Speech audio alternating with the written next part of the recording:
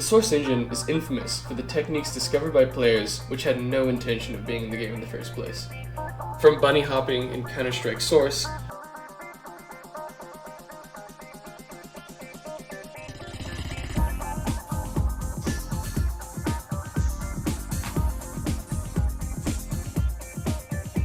to prop flying in Half-Life 2.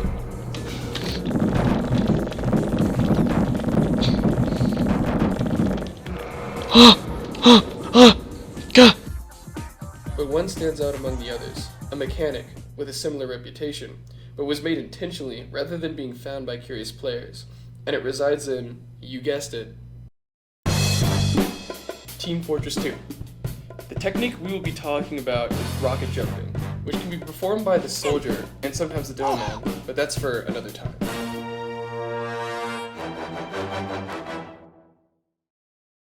Now, what is rocket jumping?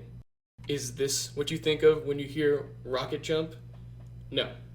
Rocket jumping is using the knockback given by a rocket launcher's explosion to propel yourself far distances.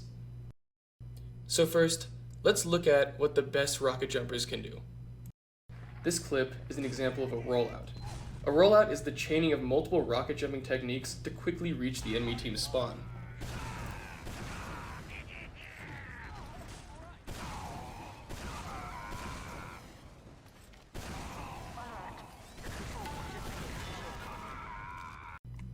Now, where did that even come from?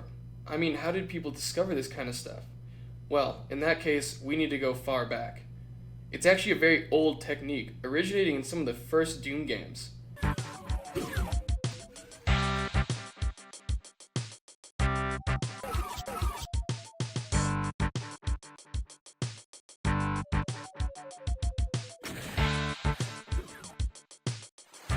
But where it truly came to fruition was in the arena shooter Quake.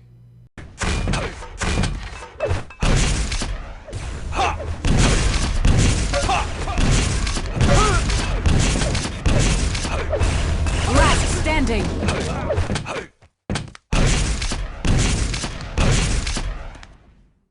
See the similarities? Now, the reason why Team Fortress 2's version is interesting is because unlike in Quake, where it was an unintentional quirk of the physics engine, Team Fortress 2 made a class based on it. Even in the beta trailer, the soldier has been shown to have rocket jumping as a major mechanic of his class.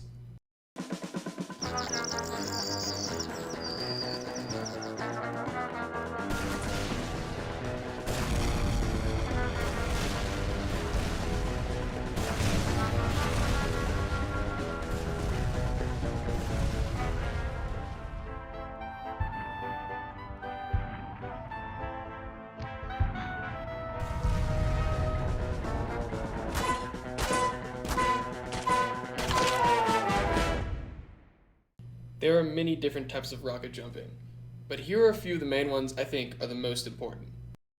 Rocket jumping.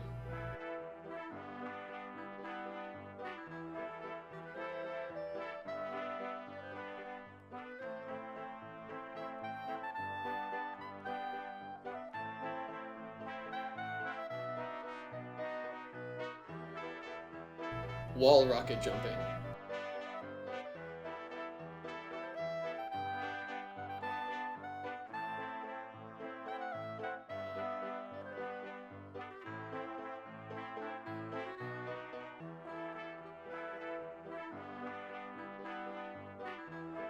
Ctap, or crouch tap.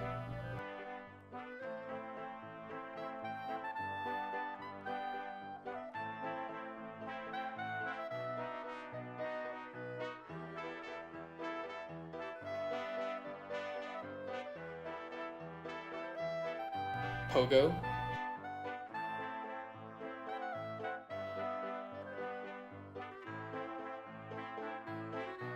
Speedshot.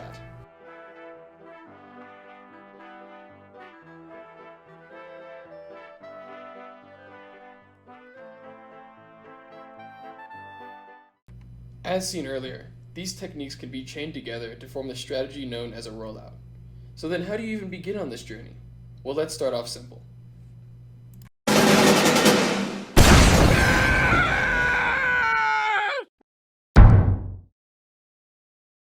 For this demonstration, I'm using the training weapon called the rocket jumper instead of the rocket launcher. The rocket jumper deals no damage and has a much larger ammo capacity, which makes it much easier to train on. 5, 4, 3, 2. I'm going to start by showing you 3 examples. The first one, I'm just going to shoot at my feet. The second one, I'm going to jump and shoot at my feet. And the third one, I'm going to jump and crouch and shoot at my feet. You should be able to tell the difference depending on the height that I gain.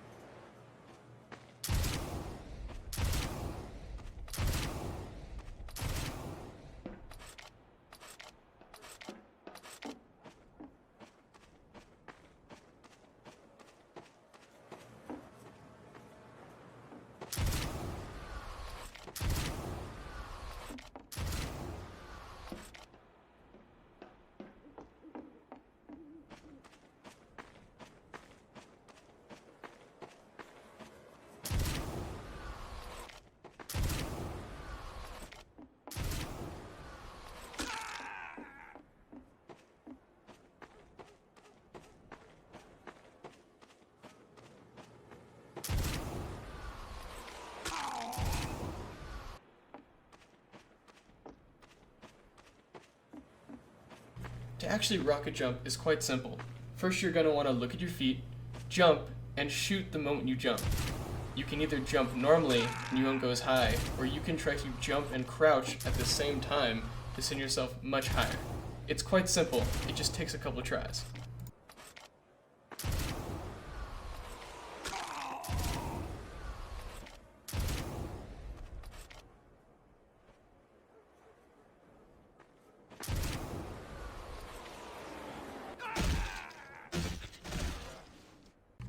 Now that you've seen most of the main techniques of rocket jumping, and can most likely perform one yourself, let's look a little deeper at the inner workings of rocket jumping. To begin explaining this, you need to first understand that in Team Fortress 2, the unit of measurement is not a normal one. It is instead called a hammer unit, and it's the way the source engine measures everything. The hammer unit is about 3/4 of an inch. For the sake of clarity, hammer units will, from here on out, be called HU. You also need to understand the formula in which players take knockback damage. The formula is as such: the minimum of 1,000, damage times the volume multiplier times the scale. Whereas damage is the damage received from an outside source, volume is the length times width times height of the player in hammer units, and scale is a value given by the server when hit with a knockback inducing attack. The last thing you need to understand is the height of a player. A player is 82 hammer units tall while standing, and 48 hammer units while crouching. This will be important in a minute.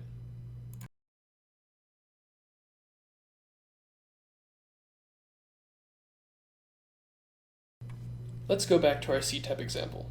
Now we can explain why this crouch tap causes you to go a further distance. If you were to do a normal rocket jump by crouch jumping and then shooting below yourself, you would be very close to the rocket due to a little quirk that causes your character to sink down for a second when you crouch. But if you were to do this when you're on the ground, your character would go to the ground for just a fraction of a second. So which one would be closer? Well, of course the one in the ground, and this is why the Ctap gives just a little more distance. This also explains the reason why you need to crouch jump before you shoot the rocket, as the crouching almost doubles the distance towards the explosion, giving much higher knockback. I hope this video helped you understand some basics of rocket jumping, and some of the internals on why it works. I also hope that if you don't play Team Fortress 2, or have never heard of the game, that this video may inspire you to play it. It's very fun. Videos used from other creators will be put in the description based on the first time they showed up. Thank you for watching.